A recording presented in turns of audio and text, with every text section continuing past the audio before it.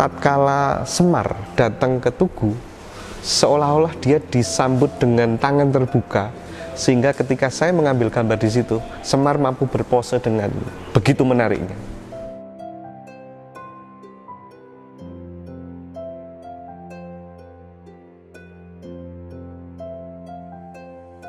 Saya lebih suka adegannya perang, Mas. Dan tokoh-tokoh yang saya pesan itu adalah tokoh-tokoh antagonis, tokoh-tokoh penjahat yang raksasa kasar itu. Saya ingin ekspresinya keluar. Kadang-kadang kita kan berpikir agak out of the box, tapi saya nggak mau kalau itu keluar dari pakem dan itu merusak tataan yang sudah ada.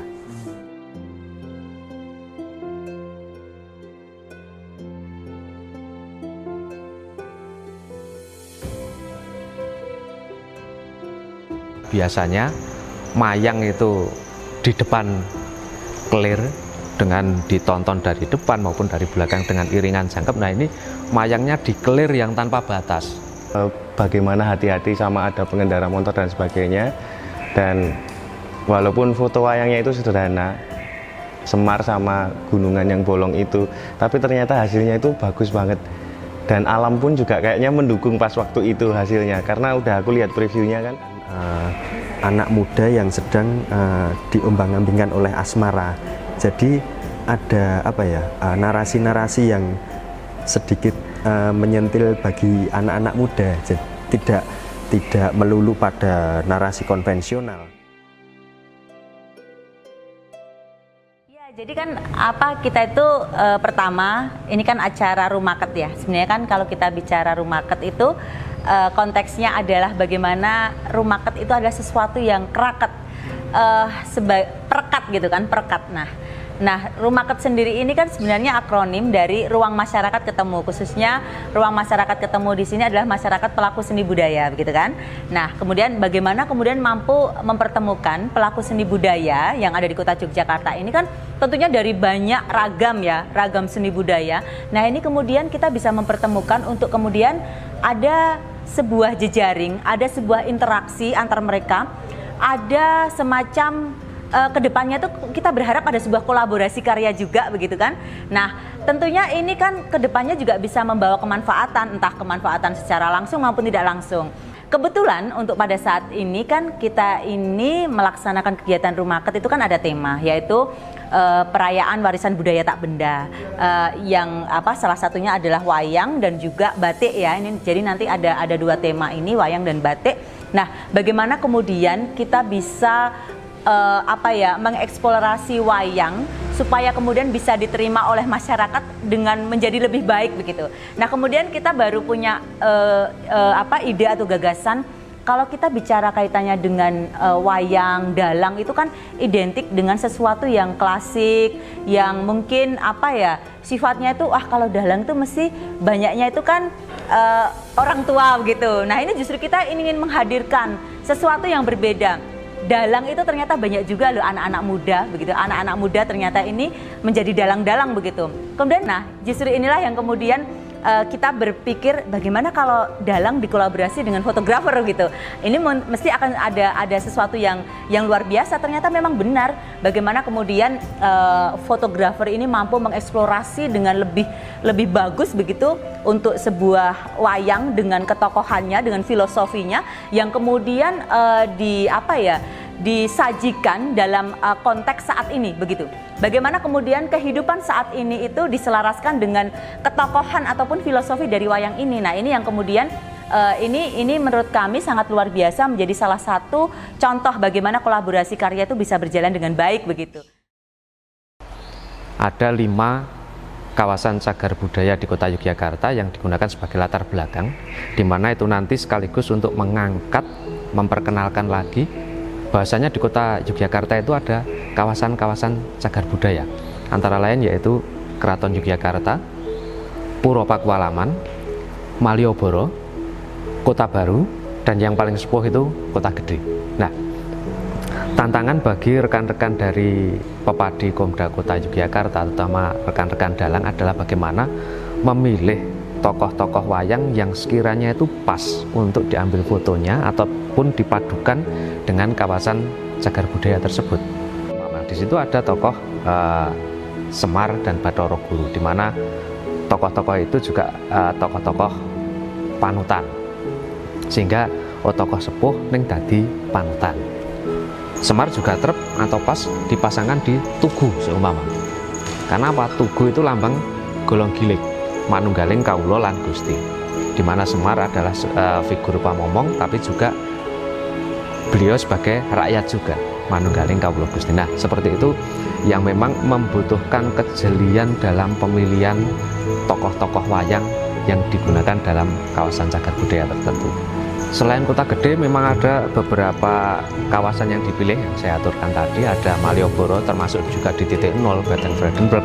Kalau di keraton itu karena mungkin kondisi keraton sekarang baru dimulyake, sehingga tidak memungkinkan kita mengambil foto di dalam keraton, sehingga kita mengambil area di sekitar keraton, tapi masuk dalam kawasan cagar budaya keraton. Seumpama di Taman Sari, lalu di Plengkung Gading. Nah, di Taman Sari karena konteksnya Taman Sari, berarti yang kita ambil adalah tokoh-tokoh putri di situ. Tokoh-tokoh putri yang menjadi panutan. Seumpama ada Dewi Kunti, ada Dewi Drupadi, ada Sembodra, Srikandi dan sebagainya. Di Pakualaman karena mungkin bisa lebih menonjolkan keprajuritannya. Kita mengambil ada tokoh Karno seumpama di situ dan sebagainya. Jadi memang kita memilih bagaimana supaya tokoh wayang yang ada dalam kawasan cagar budaya itu, satu, tokoh wayangnya terangkat juga dengan latar belakang dari cagar budayanya. Di sisi lain juga kawasan cagar budaya itu bisa dipahami dengan adanya sosok tokoh ini. Jadi ada timbal baliknya. Jadi kalau di Kota Baru itu saya tuh awal pas kita diskusi itu banyak sekali ya spot-spot yang saya pilih, kemudian memasukkan tokohnya itu siapa aja. Ada di Boulevard yang baru itu, Jalan Kota Baru itu ada Kamajaya sama Kamaratih.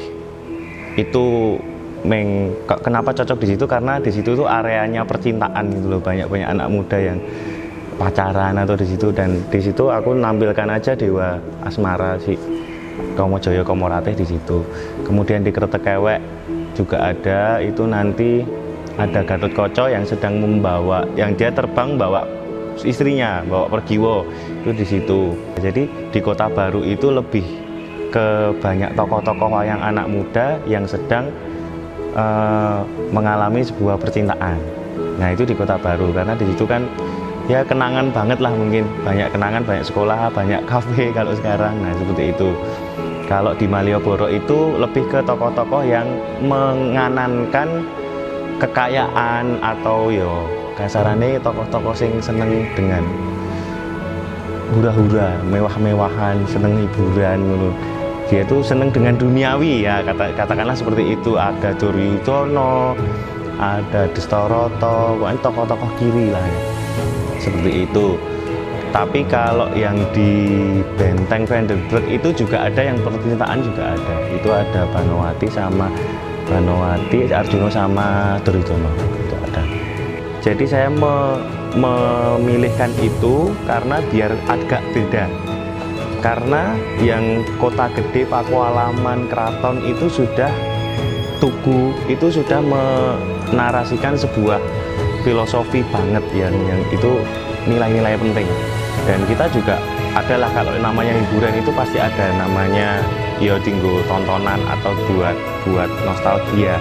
Makanya aku selipkan salah satu itu biar ya nggak sepaneng banget. Jadi yang di Kota Baru mungkin agak sedikit geseh dengan sejarahnya Kota Baru, bangunan-bangunannya.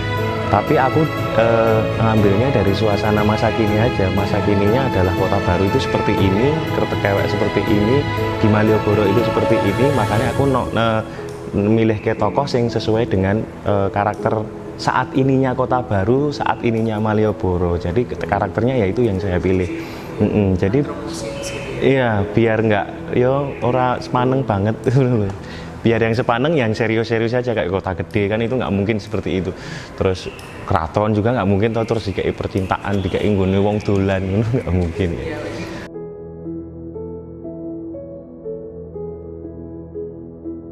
Jadi ketika pengambilan gambar, pengambilan foto, itu agar posisi dari wayang itu sesuai dengan kenyataannya. Oleh karena itu memang dipegang oleh teman-teman dalang. Nah, ini sebuah tantangan tersendiri bagaimana memposisikan wayang di sebuah tempat juga dengan beradu kekuatan badan, karena dipanjer toh nanti kurang menit selesai ya potok ya gitu. Jadi memang ada tantangan tersendiri bagaimana pas nggon iki posisinya seperti ini. Seumpama Gatot Kaca pas mabur neng iki karo mondrong pergiwa, piye carane?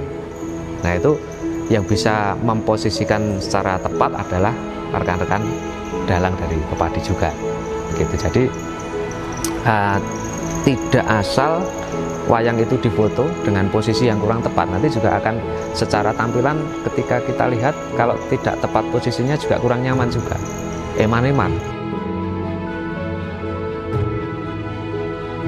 Untuk membahas tentang bahwa wayang adalah benda mati yang statis, dan di situ foto juga adalah hasil karya visual yang statis juga.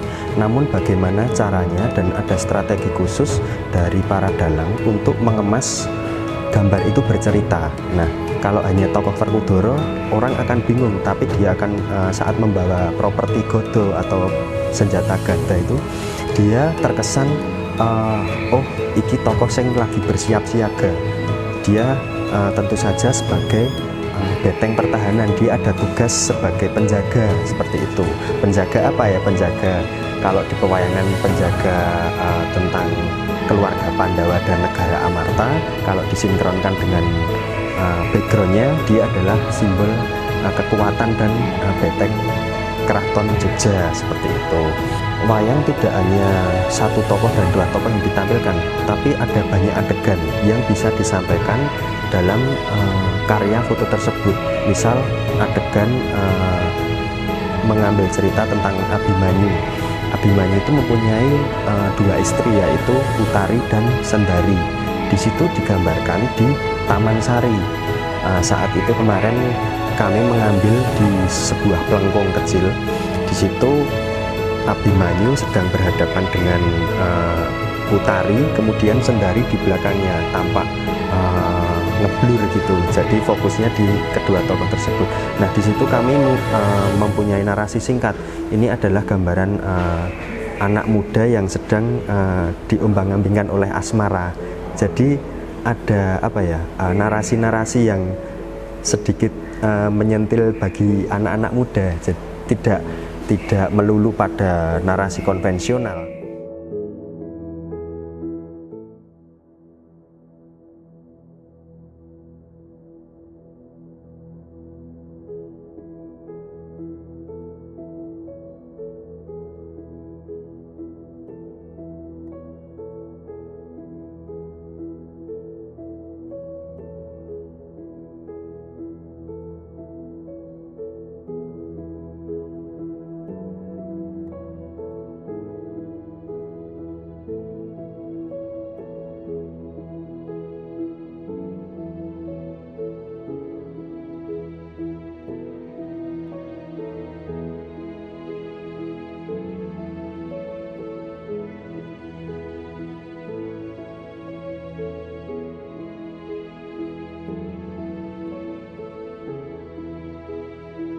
Halo, saya Fauzi Helmi, saya seorang fotografer.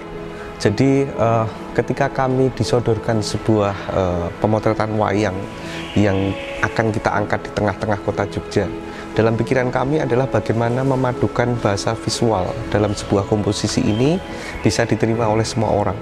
Artinya bahwa wayang ini adalah budaya yang sangat adiluhung, dan ini merupakan bagian dari sebuah perjalanan panjang.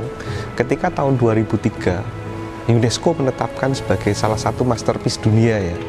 Jadi sebelumnya memang saya aktif potret wayang yang saya awali kurang lebih sekitar tahun 2011, dan ini merupakan bagian dari perjalanan panjang yang akhirnya mendapatkan apresiasi yang sangat positif bagi semua kalangan.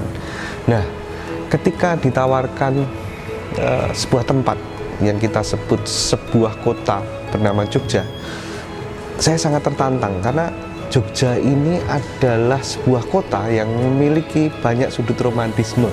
Ya, ketika saya diminta untuk dari Malioboro, kemudian dari Pakualaman, kemudian Kota Gede, terus kemudian Kota Baru, sampai ke Keraton, artinya ini merupakan sebuah dimensi yang sangat positif bagi saya dan teman-teman fotografer lain untuk menghidupkan wayang di lokasi-lokasi tersebut, di mana romantisme ini akan menjadi sebuah sajian yang sangat menarik dalam sebuah komposisi foto.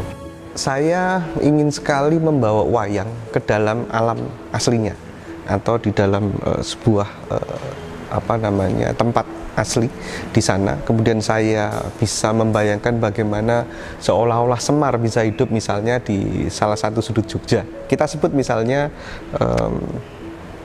Tugu, ya. Di situ saya ingin menghidupkan wayang dalam sebuah komposisi foto pukul 7 pagi, dan itu mampu menjadi sebuah daya tarik visual bagi semua orang untuk menikmati wayang Semar ini di Tugu. Simpel aja sebetulnya, karena ini merupakan sebuah gabungan yang kalau kita pikir secara benar itu kok nggak mungkin gitu pertama. Jadi saya tetap yang pertama, wayangnya sendiri saya foto sedemikian rupa sehingga detail-detailnya akan muncul semuanya. Itu yang pertama. Kemudian kalau kita gabung dengan tempat-tempat yang kita tuju, nanti tempat-tempat itu sebagai sebuah latar belakang. Nah, kemudian karena ketidakmungkinan yang saya anggap agak susah, maka saya putuskan begini konsepnya. Wayangnya saya potret sendiri, latar belakang saya jadikan sebuah foto, kemudian foto itulah yang menjadi background daripada pemotretan berikutnya untuk wayang ini. Nah, di dalam memotret wayang kemarin, tantangan itu bisa saya jawab dengan 3 tipe sebetulnya. Nomor 1 adalah kita bisa bawa wayang itu ke lokasi, di mana ada 5 spot yang ditunjuk ya oleh dinas. Misalnya di Kota Gede, di alun-alun, di Taman Sari juga, ada di Malioboro juga, ada di Pelengkung Gading misalnya, seperti itu ya. Kita bisa motret wayangnya langsung di sana. Yang kedua, saya bisa mixing di komputer. Saya tangkap wayangnya, saya potret lokasinya, dan kemudian saya olah di komputer. Yang ketiga, saya minta kepada para dalang muda itu, Mas Faisal, Mas Bayu, dan Mas Riki, untuk memainkan wayang di sebuah kelir milik mereka yang saya bawa ke rumah saya, kita pasang di rumah, lalu mereka main wayang di situ dan saya potret adegannya langsung. Ya, jadi saya lebih suka adegannya perang, Mas. Dan tokoh-tokoh yang saya pesan itu adalah tokoh-tokoh antagonis, tokoh-tokoh penjahat, yang raksasa kasar itu. Kenapa? Saya ingin ekspresinya keluar. Nah, itu nanti akan saya gabungkan dengan api yang meleleh dari Gunung Merapi, ya. Sehingga waktu mereka berperang itu, di belakangnya itu ada sinar merah yang sudah saya koleksi sejak lama, adalah dokumentasi lahar pijar Gunung Merapi. Itu saya mix di situ. Mudah-mudahan nanti karyanya bisa kita lihat di pameran, gitu. Inilah fungsinya kerjasama kami, kolaborasi kami dengan para dalang muda itu. Nah, kadang-kadang saya membuat satu cerita sendiri, tolong mereka yang membenarkan. Misalnya mereka bilang, Pak, kalau tokohnya ini bukan saya pernah membuat Gatot Kaca Terbang, ya, fotonya saya anggap sudah bagus, settingnya sudah bagus. Saya tunjukkan kepada, ini bukan Gatot Kaca, Pak, ini Duryodhana. Nah, seperti itu ya. Jadi dengan kerjasama yang baik dengan para dalang itu, saya bisa mendapatkan tema dari mereka, atau mereka mengoreksi tema yang saya buat. Itu yang sebetulnya bagi saya awal-awalnya sangat susah sekali. Dan disitulah saya mencoba untuk selalu bertanya pada teman-teman dalang kita, agar apa? Bisa sinkron. Kadang-kadang kita kan berpikir agak out of the box, tapi saya nggak mau kalau itu keluar dari pakem dan itu merusak tataan yang sudah ada. Jadi saya tetap berusaha mencoba lebih berkreasi tanpa harus meninggalkan pakem yang membuat kita nanti bisa tersesat. Artinya kalau saya buat gini-gini, nanti orang bilang ini apa? Nanti kalau kita turun ke bawah, nanti orang ikut-ikutan kan nggak lucu. Jadi selalu contoh aja, pose-pose wayang sendiri itu, saya selalu minta teman-teman dalang, ini posenya gini, ini bener nggak? Boleh nggak kalau saya gini? Boleh nggak kalau saya gini? Nah itu, karena apa? Saya nggak ngerti. Jadi saya selalu tanya supaya tidak lewat. Waduh, kalau lewat saya nyesel nanti. Kan lucu, diketawain orang juga kan. Ini apa-apaan ini? Ya memang, mungkin secara fotografis oke. Tapi secara yang sebenarnya dari sisi wayangnya sendiri kan rusak nanti. Dan itu nggak mau saya.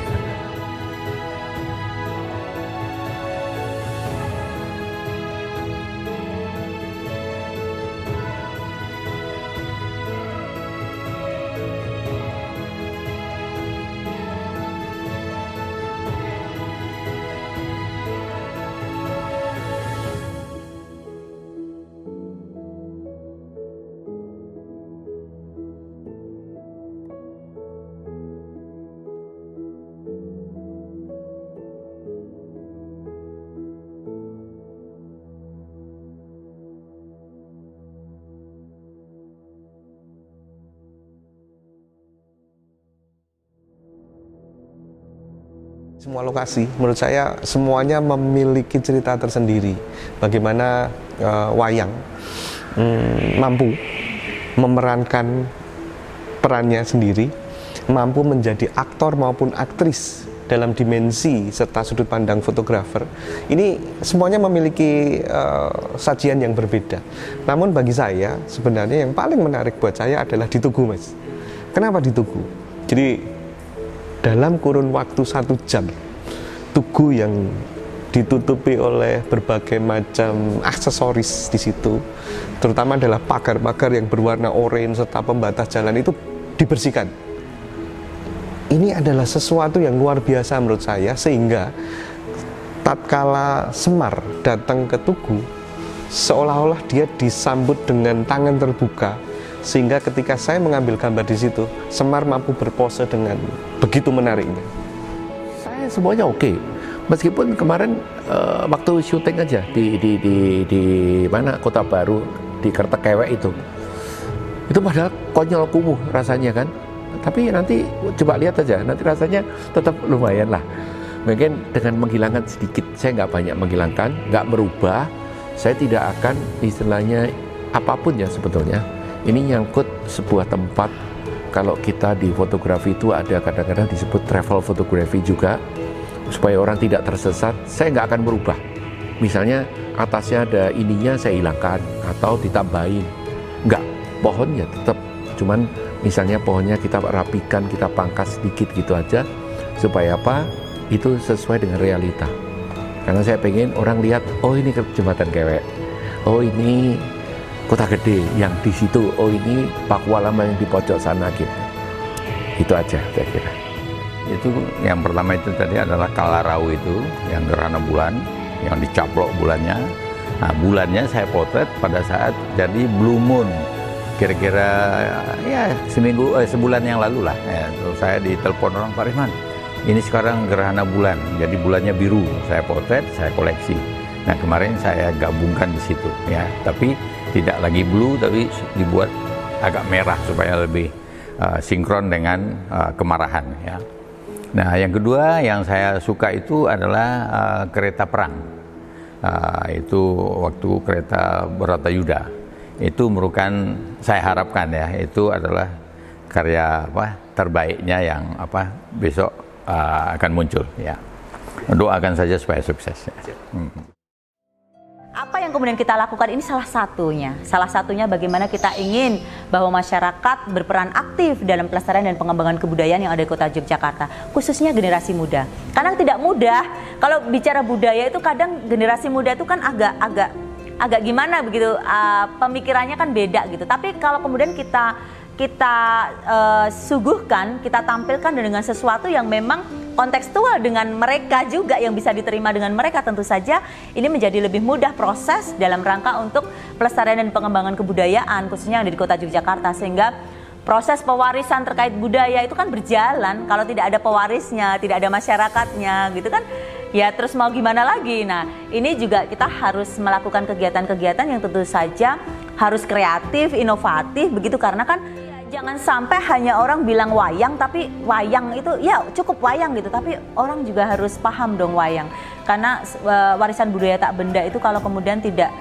ada pewarisnya, tidak ada kemudian yang bisa meregenerasi, itu kan juga nantinya mau seperti apa, orang nggak akan bisa tahu wayang seperti apa, tokohnya seperti apa, filosofinya seperti apa gitu. Sehingga ini yang harus kita lakukan terus menerus dengan media-media yang bisa lebih diterima oleh masyarakat seperti itu. Nah, Rumaket ini adalah ruang masyarakat ketemu. Jadi kita berharap bahwa Rumaket ini bisa mempertemukan banyak pihak begitu kan, dan menjadi perekat untuk semuanya. Kita berharap seperti itu.